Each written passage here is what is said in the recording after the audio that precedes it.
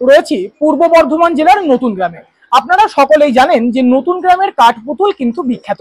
ঠিক সেরকমই রথযাত্রার আগে এখন শিল্পীরা জগন্নাথ, বলরাম এবং সুভদ্রা তৈরিতে ব্যস্ত রয়েছেন। রথযাত্রা উপলক্ষে শিল্পীরা তৈরি করছেন প্রায় 40,000 জগন্নাথ, বলরাম এবং সুভদ্রা। রথযাত্রা উপলক্ষে বর্ধমানের নতুন গ্রামের শিল্পীদের ব্যস্ততা বর্তমানে তুঙ্গে। সম্পূর্ণ গ্রাম জুড়ে তৈরি হচ্ছে প্রায় 40,000 জগন্নাথ।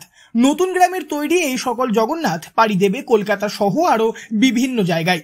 গ্রামের প্রত্যেক শিল্পী এখন ব্যস্ত জগন্নাথ তৈরিতে। গ্রামে প্রবেশ করলেই দেখা যাবে প্রায় প্রত্যেক বাড়িতেই শিল্পীরা জগন্নাথ মূর্তি তৈরি করছেন। তবে শুধু পুরুষরা নয়, এই কাজে হাত লাগিয়েছেন বাড়ির বধূরাও। প্রত্যেক বছরই রথযাত্রা উপলক্ষে হাজার হাজার জগন্নাথ তৈরি হয় নতুন গ্রাম জুড়ে।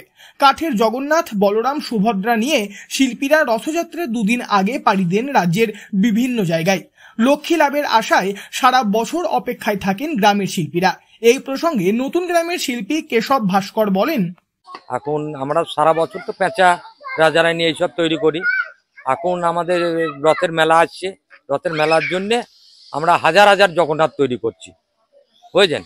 এই রথে মানে আমরা আমাদের যা এখানে মোটামুটি পরিবার আছে, আমরা 35-40 ঘর মতন আমরা 3-4 জায়গায় রথের ইয়েতে যাই।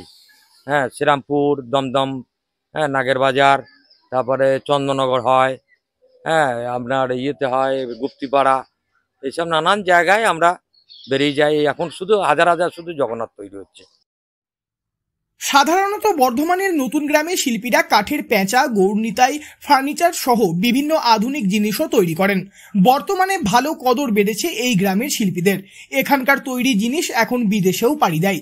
আবার অনেক সময় বিদেশিরাও আসেন বর্ধমানের এই গ্রামে। তবে বছরের অন্যান্য সময় শিল্পীরা বিভিন্ন জিনিস তৈরি করলেও রথযাত্রার আগের এই সময়টায় ব্যস্ত থাকেন জগন্নাথ মূর্তি তৈরিতে। ছোট থেকে বড় নানান মাপের মূর্তি তৈরি করেন শিল্পীরা।